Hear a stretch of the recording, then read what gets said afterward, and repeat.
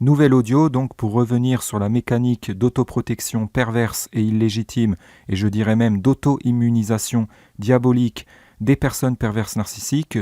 que je désignerai tout au long de cet enregistrement en improvisation par le sigle PPN, donc le premier P pour personne, le second pour perverse, le N pour narcissique.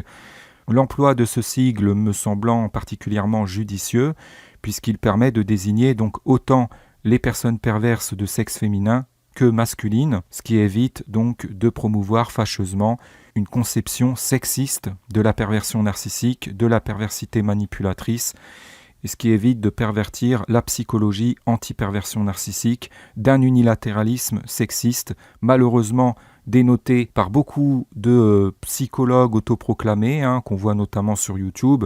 entre autres plateformes de vidéo streaming, où ces faux experts et fausses expertes en la matière se font de plus en plus nombreux. C'est très à la mode de parler à tort et à travers, à tout bout de champ, de la perversion narcissique, comme de s'accommoder à se dire victime d'une personne perverse narcissique dès qu'on est confronté à un de nos torts. C'est une facilité, ça fait partie des subterfuges, des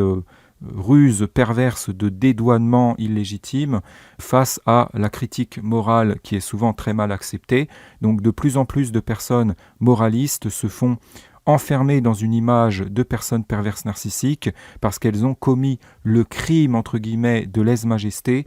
de confronter des gens très orgueilleux à leur tort, à leur part de défaut, de les inviter donc à se regarder dans une glace, comme on dit de façon imagée, et à faire leur examen de conscience et à se remettre en question. Comme il y a beaucoup de gens dans cette société qui décuplent d'orgueil de jour en jour et qui se montrent toujours plus indisposés, et ce très problématiquement, à se remettre en question, il y a de plus en plus de folie en termes de diffamation, de jusqu'au boutisme dans la calomnie, de destruction de personnes en matière notamment de violence psychologique, mais pas que, puisque parfois... Retrouvez le lien d'accès à cet audio dans la description. Retrouvez le lien d'accès à cet audio dans la description.